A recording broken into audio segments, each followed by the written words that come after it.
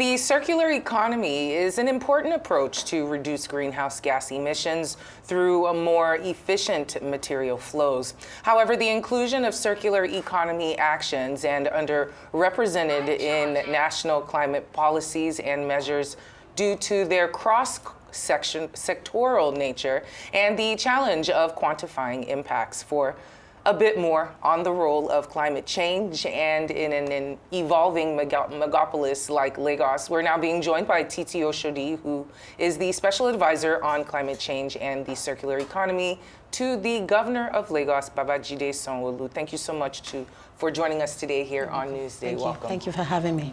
So let's talk a little bit about what the Lagos State government are doing to tackle the double issues of circular economy and climate change, as well as the rain beats down heavily above us. Thank you very much. It's one of the things that we're really profoundly proud about right now is that we're beginning to turn climate action into investable opportunity. We want to be able to get the private sector involved as possible. One of the platforms that we're beginning to promote right now is the Investment Forum, which is what is coming up very soon, and it's essentially around the theme of scaling actions and bold solutions towards making Lagos a 21st circular economy. And, you know, in the line with that, climate strategy is beginning to meet capital strategy. You know, we want to be able to drive circular economy strategy along with climate action, not as a policy strategy or document, but as an investment pipeline. So conversations will be embedding sustainable principles into project development and essentially driving through different sectors: housing, urban development, waste, energy, agriculture. And a mandate is essentially to build that sort of climate smart economy that would create jobs, unlock opportunities, and unlock capital, and also protect the vulnerable society on a large scale.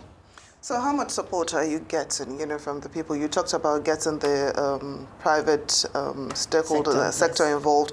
Critical stakeholders, what kind of support have you received so far? We're driving, very strategically through projects. We have one of the very strong ones right now that is beginning to gain momentum with the private sector. It's the Clean Cook Stove Carbon Project, and it's essentially a transformative PPP model project that is distributing 8 million clean cook stoves across various communities. The stoves have the model of generating 15 tons of carbon emission, and on an annual basis, and at the cost of a carbon offtake of $50, generating about $8 billion potential for the year.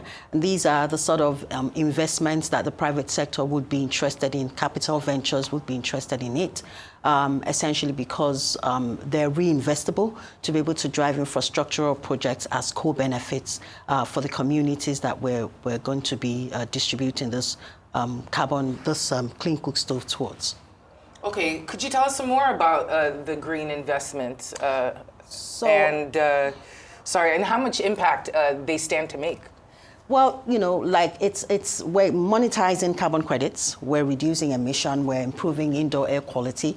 We're going to be circularizing some of the products that will be used to fuel this clean cook stove. So not only is it touching on the health benefits of the users who were transitioning away from firewood into clean cooking, but we're also going to be circularizing agricultural waste, which is corn husk and corn hobs and rice husks.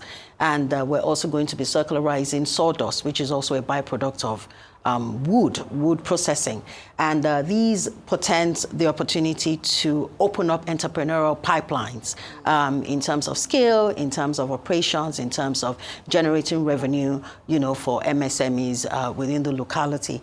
The projected investment, for this sort of project in itself is about $8 billion, but the projection for green jobs is about 35 million green jobs across over a period of 15 years. Now, I know that the Lagos State government, has started the full-scale enforcement of its ban on single-use plastics below 40 microns. How effective has that been, and what are the challenges, you're facing in implementing the ban? Okay, our office is pretty much around driving climate literacy, ensuring that we're advocating for the climate-friendly behavior. The Ministry of Environment, through the agency of LOMA, enforce, the single-use plastic ban. As it were, we still have quite a number of producers who are still behind the block and trying to keep up with the times. There's still quite a number of discussions going behind behind the back. But ultimately, we're working, assiduously towards getting everybody on board with it. Some of the supermarkets and the big stores are already lining up. They are aligning with the principles. With governance, it has to be a push-pull effect. It's the carrot and stick model. So for some people who are still being recalcitrant, we can only get them to enforce, But for the ones who already are on that pipeline, there are incentives that are being given to them just to ensure that they're being encouraged, and they can also stand as examples for the ones who are still trying to get on the train. And we know that there's an investors summit this year. Yes. Could you tell us a little bit about that and the theme for this year as well?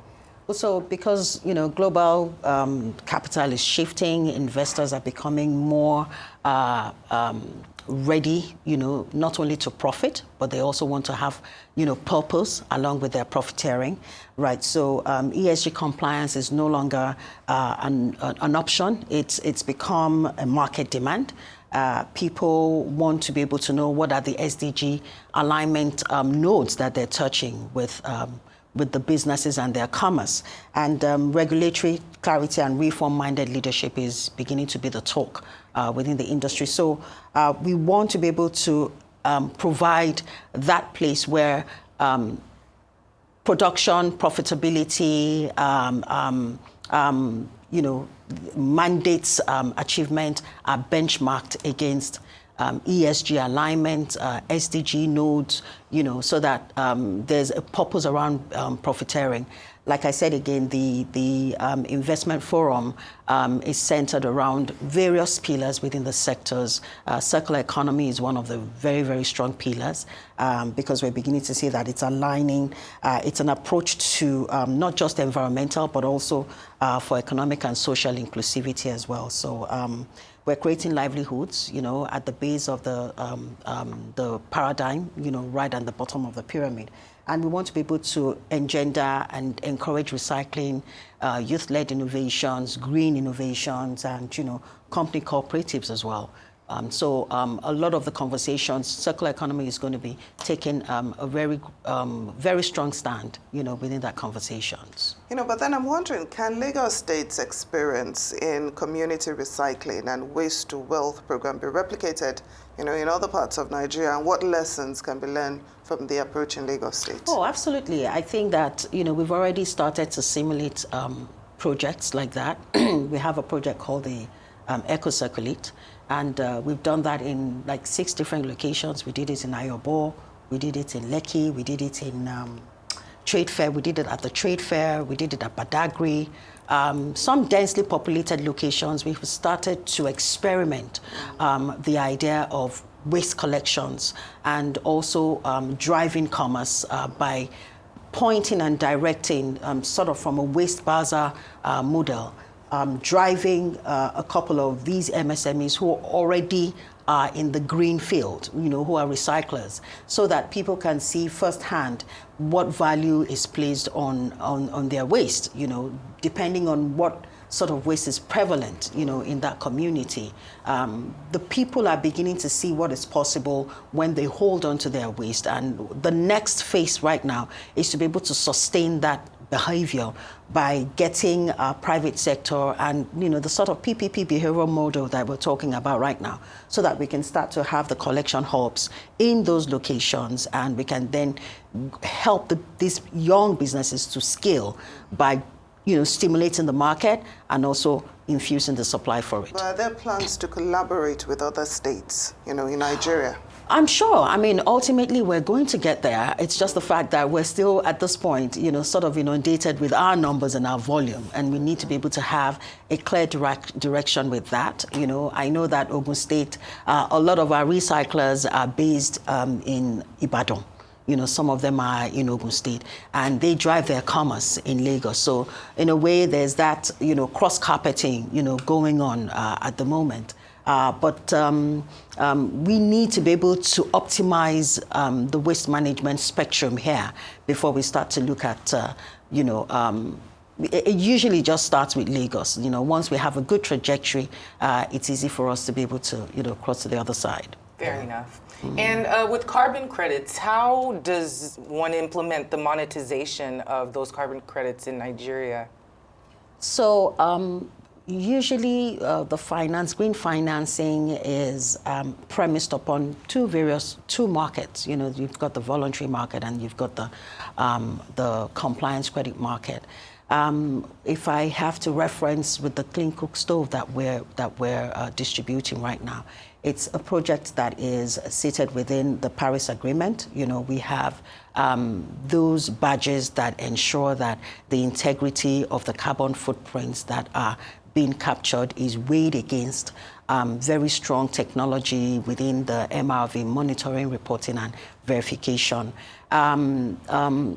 So at this point in time, we do not have a carbon exchange, which is usually that platform that helps to be able to regulate and also play on our terms. But because it's an Article 6.4, it's pretty much driven by a private sector with the endorsement from the government. So we've gotten the approval from the Office of the Vice President from a national perspective. We have the NCCC who have also approved, the model, and now the private sector, who are the organizers, already have the necessary badges for them to be able to work with investors, with the private sector, to actualize the returns on the investments that are accruable from it. So as we wrap up, can you just give us a bit more details on the steps being taken by Lagos State to achieve its goal of becoming a zero-carbon emission city by 2050, and of course how that will impact the economy and the environment? Well, like I said, we're simulating a couple of projects. From the Ministry of Environment, there are already signed up agreements on a waste to energy project, waste to green energy.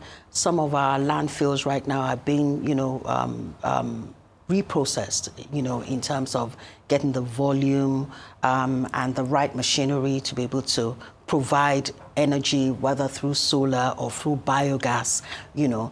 Some of from the renewable energy perspective, we're beginning to convert our waste. We're beginning to convert into solar, on the street lights. Quite a number of our MDAs right now are beginning to transition into renewable energy, into solar energy. You would see what is happening with the CNG right now. We're also beginning to convert some of our combustible engines into electric, into CNG. Some of our buses, our mass transit buses, are also being tested on an electric vehicle space as well. So we have quite a number. We're gradually moving it. We haven't really sort of tipped the needle because clearly volume is one of the questions that we need to be able to ascertain. But awareness is very, very key, the climate literacy, because where you have the bottom of the pyramid, we have a large number of people who still need to be quite knowledgeable about little areas like waste management, how they can develop the right climate-friendly behavior, how they can build resilience, by adapting themselves to the effect of climate in those areas. With our businesses, we're beginning to get them to be more aware about resource efficiency, how to be able to infuse sustainable practices into their processes and their system, their value chains, try as much as possible to reduce as much waste as possible. And, with our private sector, getting them more and more aware of the ESG contributions that make profiteering more purposeful for them. And they can also begin to look at CSR, which also inadvertently gives them some level of revenue. So for those who feel that philanthropy is just a giveaway, not anymore, because it pays back, once you're able to benchmark it right against the right social inclusive and indication, you're you're connecting with marginalized community, you're driving economic development by opening up jobs, you're improving skills, you're addressing people that are living with disability. These are notes that are very high and gives you high integrity carbon footprints for those who want to manage carbon assets. So it's a lot in the climate literacy, but we're burning the candles on both ends, from an infrastructural perspective to structure and also governance altogether. Fair enough. Very well said. And we'd like to thank you so much for coming in this afternoon. Titi Oshodi, Special Advisor on Climate Change and the Circular Economy here in Lagos. Thank you so much. Thank you.